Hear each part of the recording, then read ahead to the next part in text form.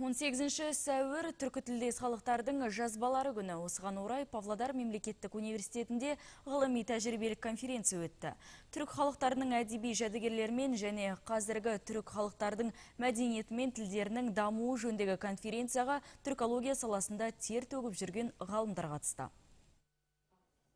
Түрік тілдеріндегі жазбалар тарихы 6-7 ғасырларға тиесілі ежелгі Архон Енисей жазбаларынан басталады. Атақты Тұғын көктің білге қаған мен күлтөгінге арнаған жырлары ежелгі бітік жазуымен тасқа қашалып бізге жетті. Бүгінде бұл жырлар туралы зерттеулер аз емес. Әйтсе де осындай барлық құнды мұраларды құнттап, оған қоса қазіргі уақытта Қазақстан жерінде өмір сүретін түрік халықтарының тілін дамуын қамтамасыз ету үшін арнайы осы күн белгіленген.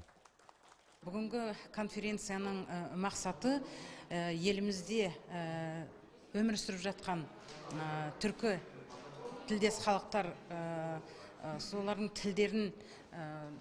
тілдерінің дамуына, салт дәстүрлерінің, басқа да құндылықтарының сақталуына жасаған жағдайлар туралы және көне түркі жазбаларының тарихымен танысу. Бүгінгі көне түрік жазбаларының жәдігерлері қазақ жазба мәдениетінің бастаулары конференциясына алыс жақыннан түрік тілдері тақырыбымен түбегейлі айналысып жүрген ғалымдар бас қосып, өзара пікір алмасты. Ғалымдардың қатарында Назарбаев университетінен келген Жазира Ағабек қызы да бар. Ол көне түрік жазбаларындағы ономастика мәселесі тақырыбында баяндама жасады. Ономастика барлық уақытта да қазақтың тарихынан, жалпы түркі халықтарының тарихынан, оның жүріп өткен жолдарынан, әлеуметтік жағдайынан хабар беретін ғылымның саласы.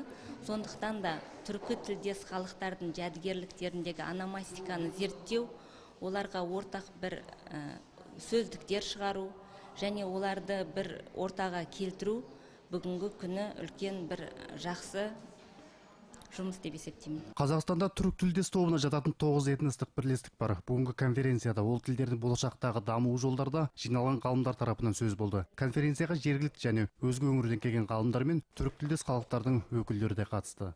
Жанасыл Серікбол, Олег Чекедаев, Ертіс Информ.